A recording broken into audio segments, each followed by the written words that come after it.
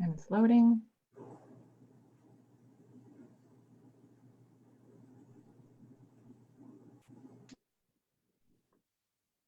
Good afternoon. Thank you for joining us again today. This is Thursday, April 16th with the live Raleigh County coronavirus update. My name is Vivian Uccello. I'm the Public Information Officer for the City of Manhattan.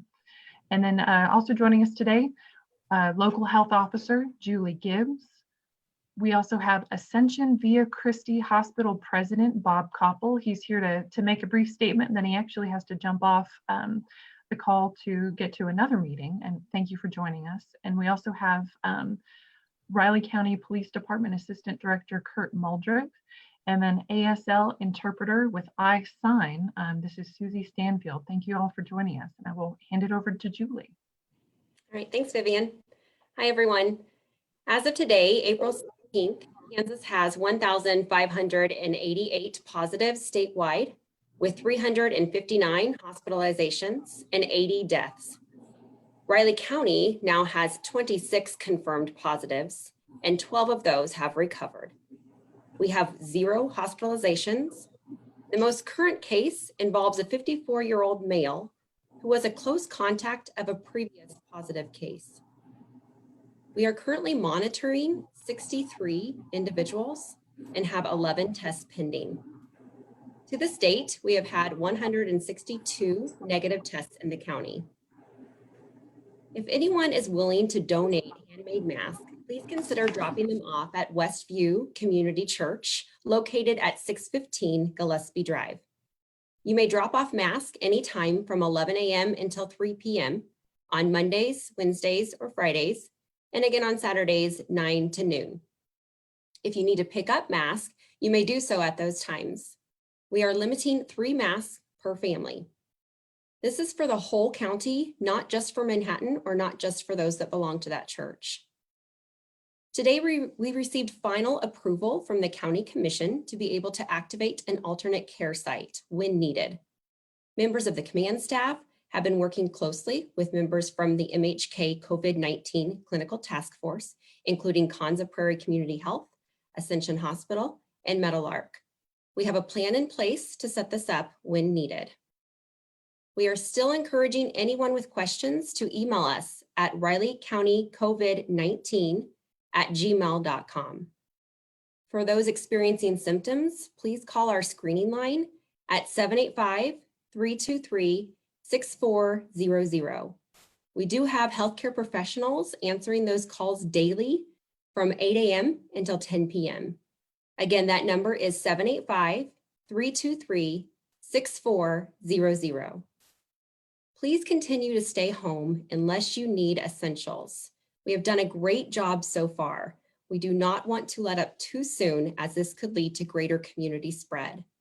Thanks for continuing this effort to reduce your risk of exposure and to look out for others. I'm very proud of this community. Thank you. Vivian, you're muted. Bob, I think we have time for your statement next, if you would. Sure. Thank you. So, I guess I would certainly want to underscore a couple of things that Julie had mentioned. And, I think people can almost get a sense of perhaps overconfidence when we look at the results we've had so far, because we've actually been successful in keeping our number of cases down in the county and even in our region. And a big part of that is because people have actually been doing social distancing, and we really need people to keep doing that. And then I think, as part of that, just be mindful about what we're doing just in general. So if we do need to go out and get something, when we're getting home, are we washing our hands? For me personally, when I take on and off a pair of shoes, I take my shoes off from work in our utility room outside of the garage. I actually wash my hands before I go anywhere else in the house. And that reverses. When I leave, I actually put my shoes on, but I actually wash my hands again before I leave the house and even get in my car. So, it's just really thinking about things like that and being cognizant of what we're touching. We've talked a lot over the last 3, 4, or 5 weeks now about not touching your face, about not touching lots of other items. Even at work, I don't sit down now in chairs in other people's offices. I always stand. And it's just things like that. I think you just have to be cognizant of that. And not touching your face, that to me has been one of the most hard, one of the hardest adjustments that I personally have had to make. And I'm now very conscious of it, and I'm still learning though. There's been questions about the patient flow into our health system. And at this point, and again, I attribute that to the success of social distancing, that has been manageable at our urgent care centers here in town at KSTAT. It has been manageable at the physician clinics, and that is really key. That also translates to it's been manageable in the hospital. And we've actually had inpatients of some, anywhere from 2 to probably 6 or 7 over the last month. But at a given time, that's actually something that's actually less. We're actually taking care of less patients now than we typically would because of not doing certain things during COVID. So it's been easier, I think, to manage that. But we're only able to do that and manage that because of the social distancing success. When we look at the models of how our community is going to be impacted by COVID, we're actually still 2 to 3 weeks out from seeing a peak. And what we already know of course, the middle of the country always follows the coast, and that's been true with COVID. When you get even into our state, because our peak is about 2 weeks from now, actually, to the day within the state, we anticipate that Riley, Pottawatomie, and Geary County are actually going to lag that by a few days. And again, this is just kind of based on experience to this point with this and other health-related things. And so it's just real important that we can't stop what we're doing because we're not actually even to the event, if you will. We're kind of leading up to that. There's been other rural communities like ours elsewhere in the country that have not taken the steps that we've taken, and they are seeing a lot more patients than we are. And the more patients you have, the more opportunities you have for bad outcomes.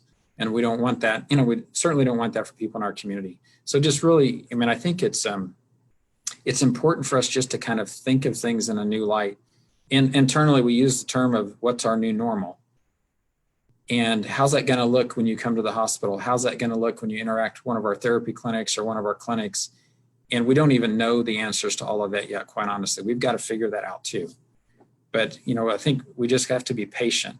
We have to be thoughtful of others. This is definitely a time, this is really a bigger picture issue. It's not about me. It's about my team. It's about my community, and have that in mind. We've seen success. We want to continue that success. We don't want to not take advantage of all the sacrifices people have made for the last 4 or 5 weeks and lose that in the next 4 weeks. And so I would, just kind of come back to some of the things that I know Julie and many others have been talking about for the last over the month now. It's just so important that we kind of continue, we stay the course, we will have success if we continue to manage this well. I think we've demonstrated that, and we just, really encourage people to continue down that path. Thank you so much. And I thank you for bet. joining us today, Bob, and thank you for all the hard work that you and everyone at the hospital and in the medical community has been doing to keep us safe. We really appreciate you. That's what we're here for. Okay. Thank you. Thanks. So we've got time for a few questions. And I know, Bob, you need to jump off to get to a call. So feel free to make your exit if you need to. I can stick for a couple minutes, and I got to get on a command call. Okay, excellent. When you talk about kind of the peak and the surge, where do you get kind of the data to help predict that? Are we just looking at other places, or what's kind of the math involved in that? So there's actually several models. There's a model that the health department uses. We actually tap into the resources of Fort Riley because the federal government, the Army, military actually has models they're using internal to our own health system. We also are modeling the progression, and in each case, it's built on some sort of either national or state-specific data. So a lot of it is based on experiences on the East Coast primarily, because there's certainly been some learnings on the West Coast too, but especially with our health system, we kind of at ground zero in Detroit. We have hospitals in Chicago. We have hospitals in all through Wisconsin, where they're also starting to see peak activity. And so we're actually, that information is being communicated daily within our organization. And part of it is just the learnings. It's like everything else. What can you learn from what's happening? What can we learn about personal protective equipment, the medication shortages, all of those things.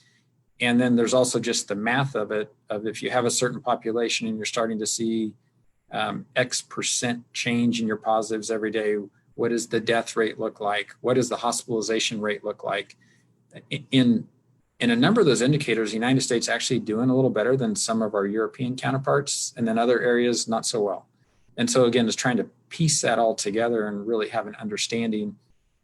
In our case, so what does that look like in North Central Kansas, in Manhattan, in Riley County, in Gary County, in Pottawatomie County, because that's kind of our primary service area.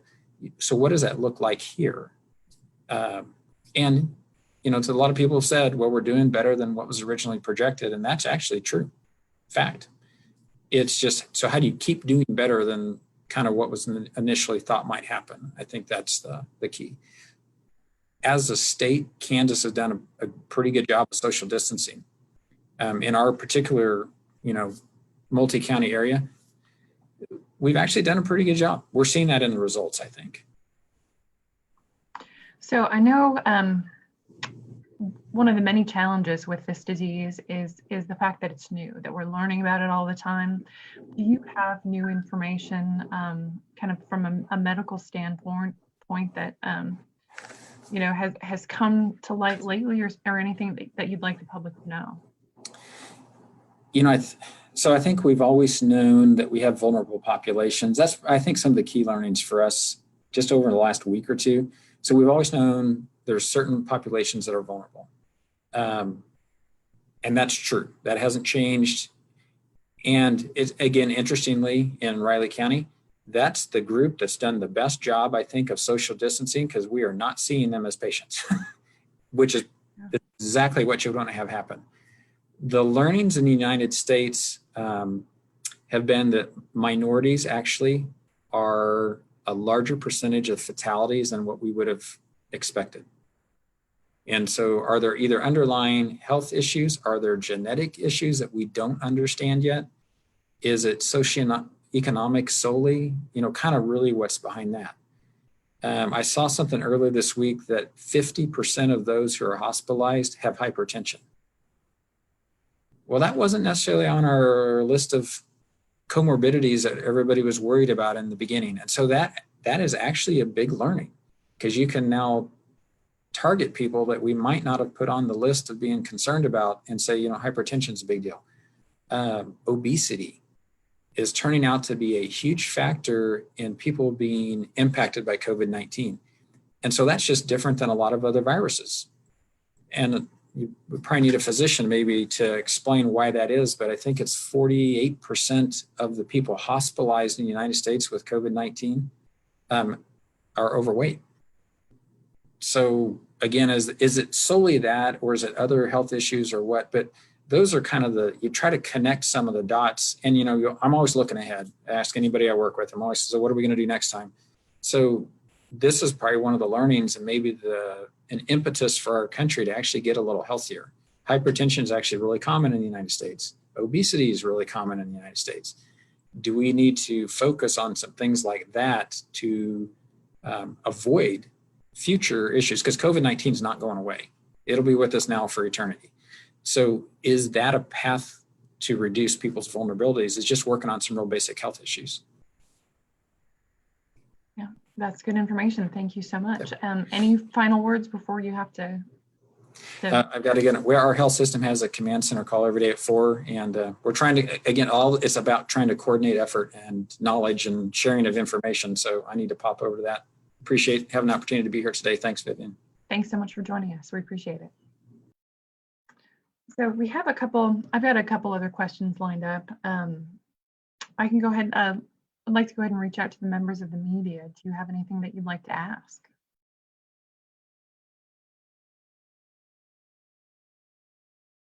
Vivian, this is Haley with the Manhattan Mercury.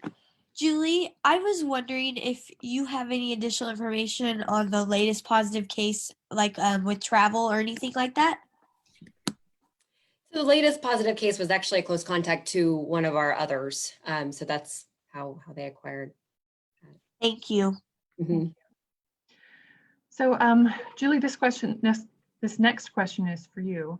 When we talk about the local response and what we've been doing here, both in terms of social distancing and then preparing for what might be a surge locally, we've talked a lot in the last week or so about an alternate care site.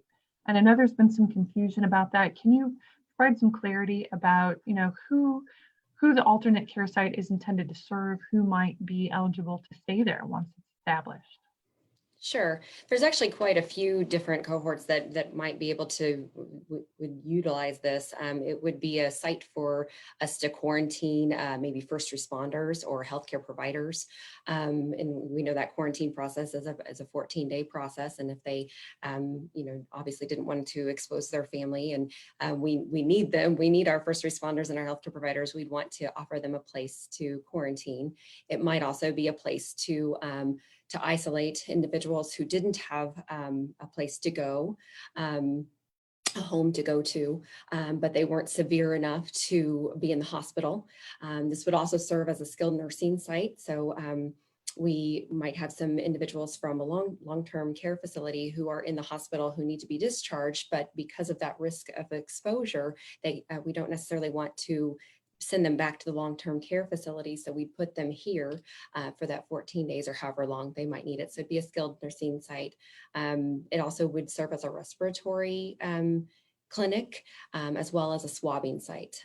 We currently have our swabbing site set up daily here. And of course, that's not just for anyone. They need a doctor's order to come through for that.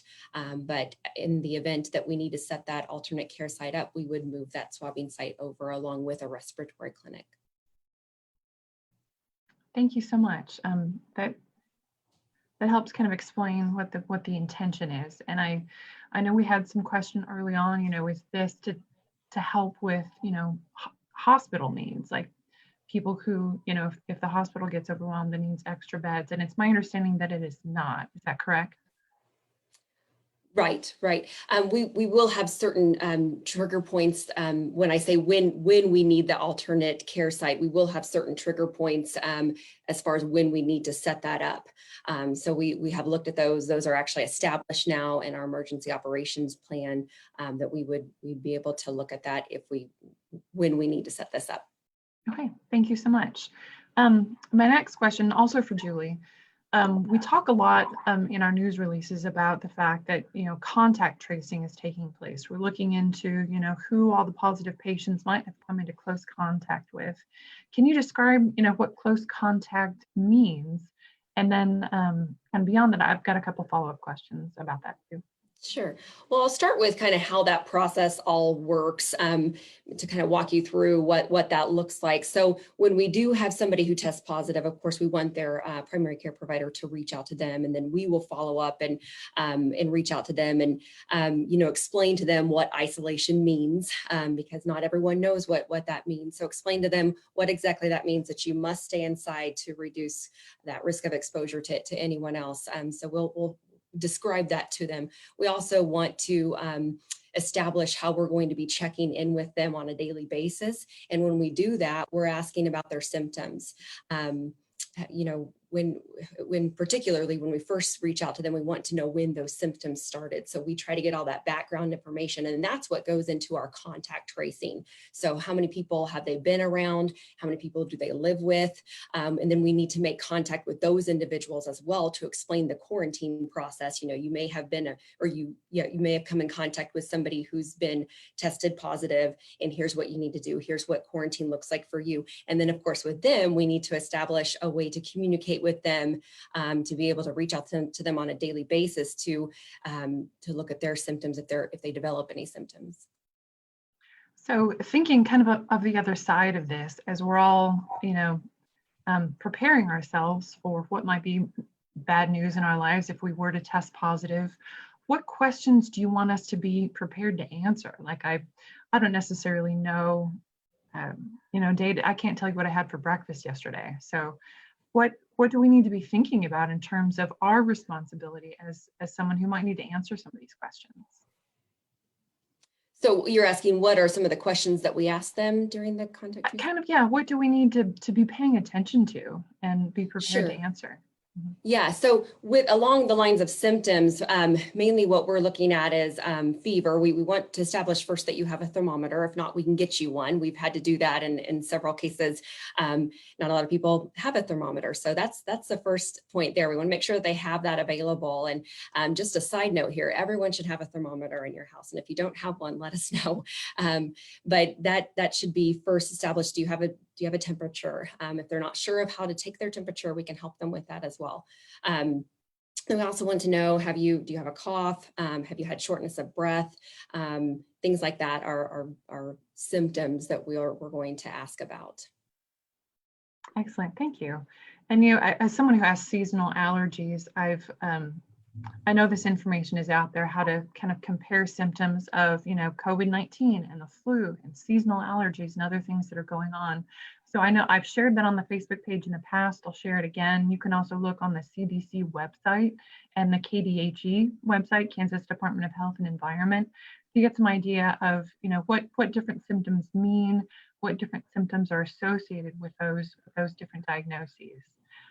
Kurt, I've left you sitting there in the corner for too long, so I'm going to bother you with a couple questions. First, I know it's early to talk about this, but we've heard questions from the community again, and I know command staff is looking well into the future about this idea of de-escalation, of maybe at what point can we start to open businesses? What might that look like? And what are some trigger points possibly for that? Can you talk about some of those discussions and maybe a little bit of that process? You bet. Good question. And like Bob said, I think that, actually the priority right now would be first, we're under the governor's order. So first we have to be released, so to speak, from the governor's order to make those decisions ourselves. And I know that she's talked about that being part of their planning for the future, is at some point releasing a home rule local control back to each of the individual counties, because it's going to look different for each county. So that has to happen first, obviously. And then I think, as Bob was talking about the vulnerable communities, one of the priorities for us is going to be that we need to continue to protect the vulnerable communities. I think we've learned that the number of COVID-19 positive patients is important, but what's more important is those that are in the hospital and those that are critical. And that's really what's caused a lot of this is not wanting the hospitals to be overrun. So we really have to continue to protect them. I think then some of the things that we'll look at is a slow scale return to normal, trying to get obviously businesses back open, but it'll probably come with some selection on those. I think you'll find where you're going to have large gatherings. I think you'll find the governor will probably still limit large gatherings. We know that those large gatherings with close proximity is what promotes the spread. So I imagine that will be something that will be slow to come back. I can see us opening up where businesses will have restrictions on them as far as occupancy. So like restaurants being able to open up, but spreading out their tables, continuing with the social distancing. I think that's probably a big one, is in the process, the whole concept of social distancing will probably last for a long time, and it'll need to last for a long time. As Bob said, this is going to be with us for a while, and honestly, it carries over into flu and other problems that we constantly deal with. So I think we'll see businesses open up where we limit the capacity so that people can be in there and still maintain social distancing. Same with the restaurants. I think you'll find large gatherings, sporting events, things like that, especially inside, will probably be slower to come back to normal, because again, you're putting a large number of people in a smaller area. So I think, and then as far as trigger points, that's really going to be pretty much set by the governor, but I think she's already indicated we'll have to have a leveling off, if not a decline, in our positive cases and our medical requirements there. I know we're all kind of wrestling with and starting hopefully to come to terms with the fact that the old normal is probably not something we're going to get back to anytime soon, if ever. It's going to probably be something like a new normal. Bob Koppel kind of used that term, and before we started the broadcast, and it's one that I think that I'm going to adopt, and my concept of the future, and the idea that social distancing will have to continue for a long time to come. We had a question come in on the Facebook page just now, specifically for you, Kurt. In situations where it is difficult to maintain social distancing, specifically with regard to the jail, can you talk a little bit about some of the precautions that staff have put in place and kind of procedures that are happening to protect those inmates? Yeah, that's a great question. That's part of the vulnerable group that we're actually talking about, not necessarily due to health conditions, but because they don't have an option. They can't leave and go to another location. But we've taken a great measure in protecting the inmates and the staff that are under the same circumstances. Said before, we've stopped any kind of visitation. We severely have restricted the number of people that can come into the jail to include employees. I used to go in and visit a lot. I reduced my entry in there. We've taken a lot of precautions with just the employees coming and going, taking their temperature, making sure they're washing. We've provided a lot of sanitization equipment down there. They're cleaning the pods and the cells on a regular basis. We've limited the mobility of the inmates, and that's kind of a double-edged sword because you want the inmates out and moving around, and they need to have the activities. Like all of us are starting to feel kind of cooped up, and they're no different. So we continue to allow that, but we've eliminated any of the volunteer programs where people are coming into the jail. It's important for people to know that we have a nurse. We've always had a nurse working in there. We provide medical care. We're monitoring the inmates closely. Anyone that comes in, we're going through the screening process to make sure that we're not entering someone new into the jail that may have the virus. And that's really true all the time. We're always having to watch what comes into the jail. So if they're showing any signs, they're secluded for a while till we know that they don't have any signs or symptoms of COVID, and then they're put into population. Thank you. That's good information. And I know we've got a lot of good topics today. Julie, this is, I touched my face. When Bob was talking about that, I felt like a tickle on my nose, and it's so hard not to touch your face. So sorry about that. I will go, I'm at home. It's okay. But I do want to talk a little bit more about community spread. Do we have any information? You said this newest case, you can trace that contact to another person here in town. Do we have any data that you can share about the number of community spread cases that have been identified to this point? I don't have a number for you. I can say that most of our cases are related back to travel.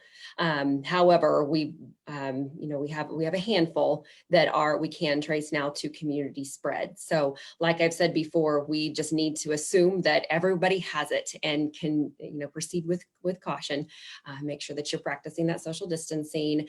We know that you can be asymptomatic and still carry the virus, still be contagious. And so please wear a mask if you're going to be in a place that you may not be able to practice that social distancing. We also, we've said this before, but encourage business owners, managers to make sure that their employees are wearing masks as well if it's a case where they may have a hard time practicing that social distancing. So grocery store workers, or if you're working in a drive-through, we want to protect the customers as well as the employees. Thank you so much. We are starting to run out of time here. Do we have any additional questions from the members of the media at this time? Yes, Vivian, this is Becky Goff with WIBW. And to follow up, Julie, you actually kind of gave me a good lead into my question. There's a lot of concern over the recently announced employees at Dillon's on Sarber Lane that have been diagnosed, and people are concerned about other coworkers that may have been there. Are those people being quarantined as well? What can you tell us about that? Yes, so the individuals that were in direct contact with those employees have been notified. They will be quarantined. So we do that contact tracing. That's all part of that. I have gotten a lot of questions myself about Dillons and about people being concerned now to even shop at Dillons. And I can assure you that Dillons was very proactive about this. The minute they found out about their first employee who was tested positive, they reached out to both myself and Geary County to let them know, because that person was a Geary County resident, to let them know the safeguards they've put in place to make sure that their employees are safe and to make sure customers are safe. So we're very happy about that. They've done a lot. They did a lot before this, but they've done a lot more, and that includes cleaning, deep cleaning their store. So they've really done a lot and put in some great safeguards. Anything else from the media? And Julie, I'm just going to ask for one kind of final bit of advice when we talk about the fact that community spread is present. What does that mean in terms of advice you have for the community? Kind of assume everybody has it, or how would you characterize that? Yep. Stay home. That's why we have a stay-at-home order. We need to be serious about this. This is a serious thing. Stay home unless you need those essentials. For me, when it comes to groceries, I really do my best to do delivery instead of going into the store. If you have to go into the store, you go into the store, and of course, make sure that you're practicing that social distancing, make sure that you're wearing a mask, make sure that you wash your hands when you're done. And just like Bob said, take your shoes off before you go into the house, make sure you're wiping everything down, cleaning surfaces. So this is our new normal. And I think it's good that we establish that. Thank you so much. Thank you all for your time. We will continue to answer questions left in the comments, and we will be back here tomorrow again at 4:15 and give you all the new information as it comes in. So thank you so much.